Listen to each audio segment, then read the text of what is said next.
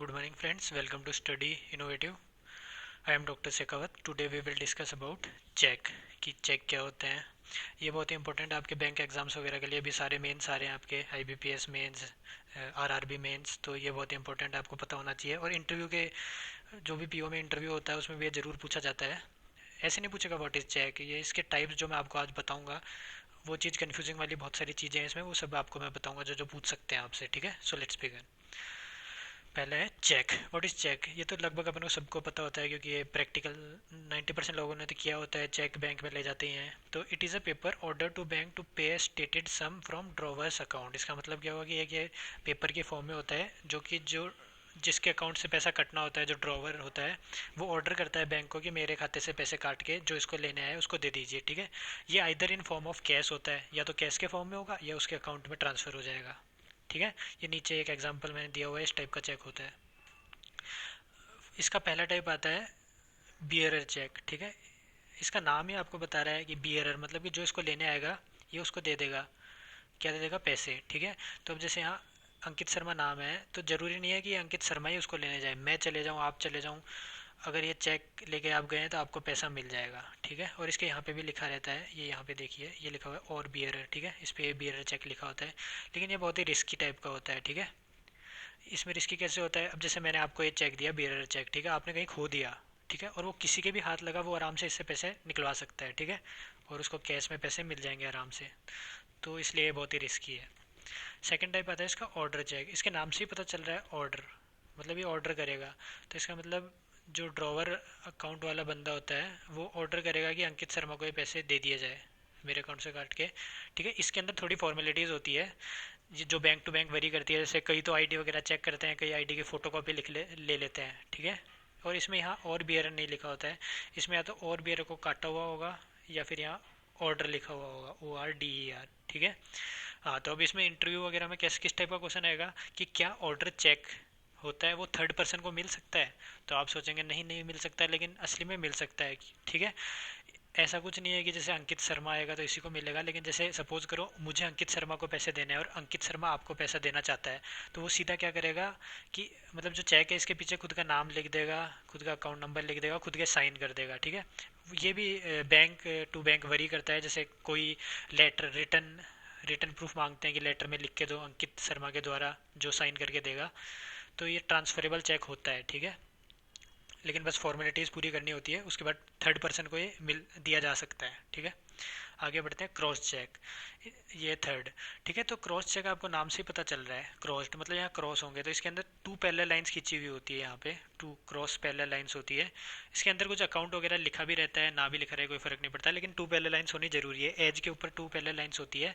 हाँ, और ये खास क्यों है? जैसे बियरर चेक और ऑर्डर चेक के अंदर ये था कि कैश में पेमेंट मिलता था, इसमें सिर्फ अकाउंट में पेमेंट आएगा, इसमें कैश नहीं मिलेगा। इसमें जैसे अंकित शर्मा नाम है तो अंकित शर्मा को ही ये पैसा मिलेगा, वो भी इसके अकाउंट के अंदर। ठीक है, ये चीज़ आपको याद रखनी है। और इनकी वैलिडिटी वगैरह पूछ सकते हैं कि कब तक वैलिड रहता है, तो ये 3 मंथ्स तक वैलिड रहते हैं ये चेक। ठीक है, 3 मंथ्स। आगे बढ़ते हैं अनक्रॉस चेक। तो अनक्रॉस चेक तो आपको नाम से ही पता चल रहा है कि जिस पे क्रॉस नहीं बना होगा। ये एक तरीके से बियरर चेक और ऑर्डर चेक ही होता है। ठीक है, लेकिन हाँ, ये दूसरे नाम से पूछ सकते हैं। इसका एक और नाम होता है ओपन चेक। ठीक है, पूछ सकता है कि which of the following is also known as open cheque, तो आपको करना है अनक्रॉस चेक। ठीक है, या फिर अनक्रॉस चेक का दूसरा नाम पूछ लेगा, तो वो क्या होता है? Open cheque. ये आपको याद रखना है। आगे बढ़ते हैं पोस्ट डेटेड चेक। ये आपको नाम ही बता रहा है पोस्ट। अभी आप जैसे सुना होगा पोस्ट पॉन्ड हो गया, मतलब आगे की, मतलब आगे उसको स्थगित कर दिया गया। तो पोस्ट डेटेड मतलब आगे की डेट दे दी गई। तो इस टाइप के चेक में क्या होता है, ये बहुत इंपॉर्टेंट चेक है।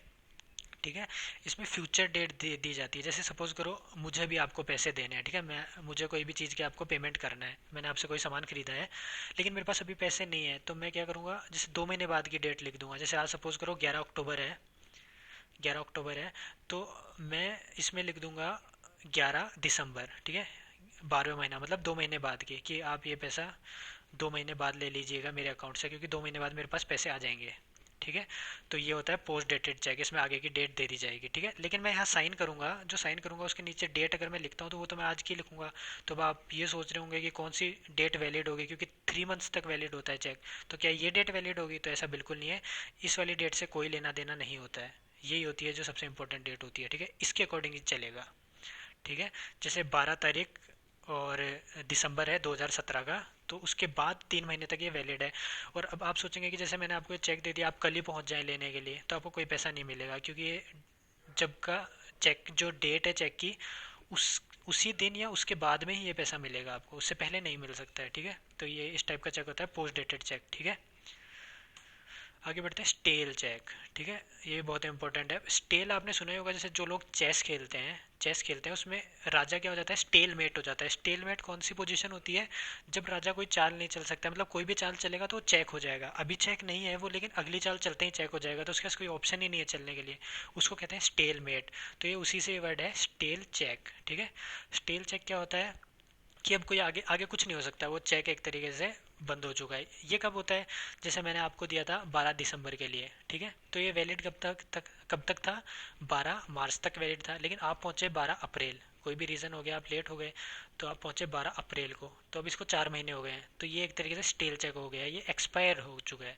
अब इसका कोई मतलब नहीं है, ये 3 मंथ्स तक होता है। ये चेंज होता रहता है, ये पिछले साल पहले 6 मंथ तक था, अब 3 मंथ कर दिया गया है, तो ये चेंज होता रहता है। ठीक है, और इसमें कोई पेमेंट आपको नहीं दी जाएगी, क्योंकि ये स्टेल हो चुका है। उसके बाद में आता है मल्टीनेटेड चेक। इसके नाम से ही पता चल रहा है, जैसे मल्टी मतलब बहुत सारे। तो मल्टीनेटेड चेक क्या होता है, अगर सपोज करो कोई भी चेक है जो फट चुका है 2-3 जगह से, 2-3 पीस हो चुके हैं उसके, तो भी कोई आपको पेस नहीं मिलेगा, कोई पेमेंट नहीं मिलेगा, ये भी एक तरीके से वेस्टेज हो चुका है। और अगर यहाँ थोड़ा सा मतलब जो इम्पोर्टेंट एरिया नहीं होता वहाँ से थोड़ा बहुत फटा है, तो फिर भी हो सकता है, वो बैंक पे डिपेंड करता है, बाकी मल्टीनेटेड चेक एक्सेप्टेबल नहीं होता है। अगला आता है गिफ्ट चेक। अब आपको जैसे पता ही होगा, man of the match sorry, man of the match मिलता है, नोबल प्राइज़ के लिए चेक मिलता है, तो वो सारे होते हैं गिफ्ट चेक। ठीक है, कोई भी ऑनर के लिए दो, वेडिंग गिफ्ट दो, बर्थडे गिफ्ट दो। ठीक है, इस टाइप के सारे चेक जो होते हैं ये गिफ्ट चेक होते हैं। आगे बढ़ते हैं ट्रेवलर्स चेक। इसके नाम से ही पता चल रहा है, ट्रेवलर, ट्रेवलिंग आपको पता ही है, जो बंदा घूमता होगा उसके लिए चेक होता होगा। ये बहुत ही इंपॉर्टेंट है, सबसे इंपॉर्टेंट है, बहुत ही नहीं।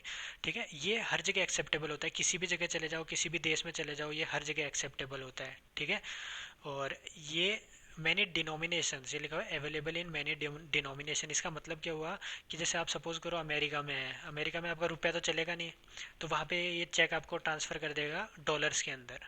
ठीक है, आप सपोज करें रसिया के अंदर है, वहाँ रुपीस थोड़ी चलेगा, वहाँ रूबल चलेगा, तो ये किसी बैंक में जाइए, वो आपको रूबल में कन्वर्ट करके दे देगा। ठीक है, सारे करेंसी इसमें मतलब ट्रांसफ़र नहीं होती है, सारी कंट्रीज की सारी करेंसी की फॉर्म में नहीं होता है, ये गिनी चुनी के लिए होता है, जो भी इंपॉर्टेंट है, डॉलर, पौंड, और ये जो आपका मैंने होता है रूबल, येन, इनमें होता है ये। ठीक है, तो ये आपको याद रखना। हाँ, अब ये एक सबसे, ये इसमें एक्सेप्शन है कि ये कभी एक्सपायरी नहीं होता है, इसकी कोई एक्सपायरी डेट नहीं है, ये कितने भी टाइम तक आप चलाओ कभी ये एक्सपायर नहीं होता है, तो आपको ये चीज़ याद रखनी है।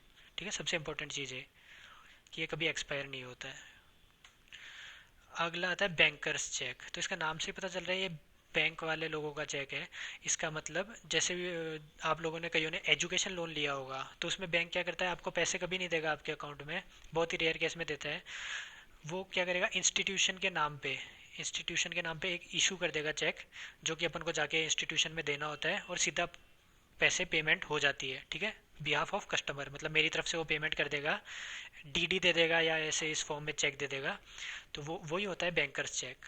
ठीक है, और इस ये डिसऑनर्ड नहीं हो सकता, मतलब ये रिजेक्ट नहीं हो सकता, क्योंकि इसमें पहले से ही प्री पेमेंट हो जाती है, पहले ही पेमेंट कर चुका होता है, बैंक के पास तो इतने पैसे रहते ही हैं, तो ये प्री पेमेंट होता है, इसलिए कभी भी रिजेक्ट नहीं हो सकता है। ठीक है, समझ गया बैंकर्स चेक कौन सा होता है, जो कि अपन को नहीं मिलता है, ये सीधा इंस्टीट्यूशन के नाम पे या जहाँ भी अपन को पैसे जमा कराने हैं उसके नाम पे सीधा होगा, और ये अपन को सीधा जाके जमा करा देना होता है, अपना कोई रोल नहीं होता है, अपने अकाउंट का कोई रोल नहीं होता है इसमें। ठीक है, थैंक यू सो मच। अगर आपको ये वीडियो पसंद आया है,